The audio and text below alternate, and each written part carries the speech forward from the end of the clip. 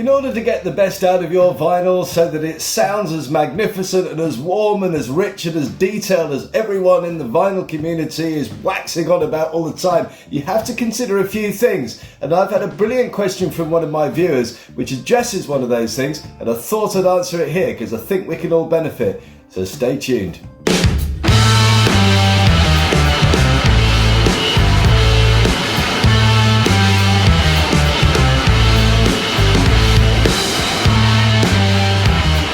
So, Jarrett MUFC writes, question for you.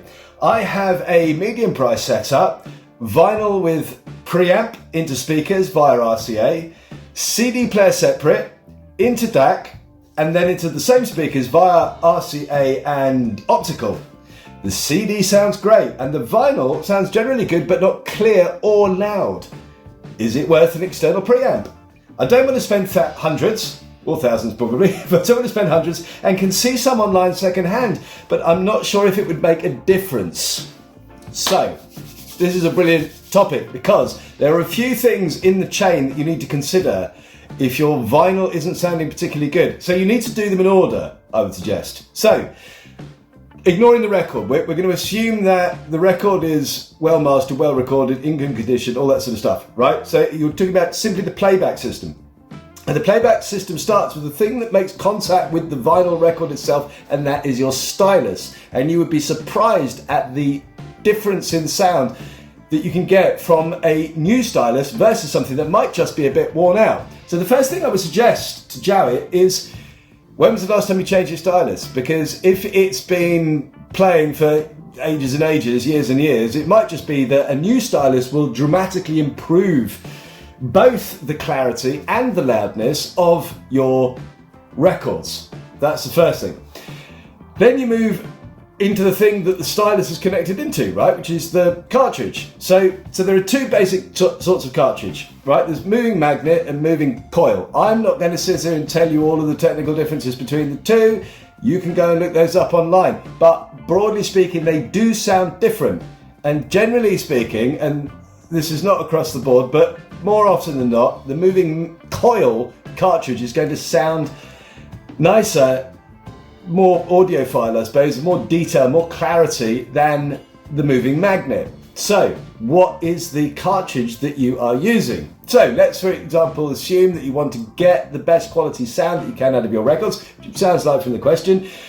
Maybe you should consider looking at a moving coil cartridge rather than a moving magnet, if indeed it's moving magnet that you're currently using. Okay, right, so that all out of the way, now we can get to the preamp stage. We're not going to look at anything beyond preamp because obviously then you've got amplification, you've got speakers, all that stuff. But the reason I'm not going to touch on that in this video is because he says that the CD player works all right.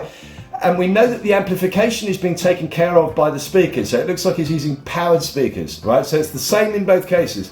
So the power, the speakers and the amplification within those powered speakers seems to be doing the job with his CD player. So we're just going to be talking about the stuff that happens before that. So in terms of the phono stage, I'm assuming from what he's saying that the current setup he's got a phono stage built into the turntable. Very much like I have here. I have a Marantz TT5005, and that indeed has a built-in phono preamp, built-in phono stage. So, if you've got a good stylus in there, brand new stylus, you've got a cartridge that sounds good to you, then it's worth looking at the phono stage. And the things to look out for, you can buy, by the way, really good budget phono stages. What is a steerage? Leave it in the comments below. I'm fascinated to know that. But you can get very good, budget phono stages. For example, things like the Project Phono Box DC, which at the time of writing this can be bought on Amazon for just 99 US dollarinos. Not a lot of money to spend, and it's brand new and it'll come with a warranty. Yes, you can also buy second-hand ones. But the reason why things like the Project Phono Box is good is because it will work with both moving magnet and moving coil cartridges, because not all do.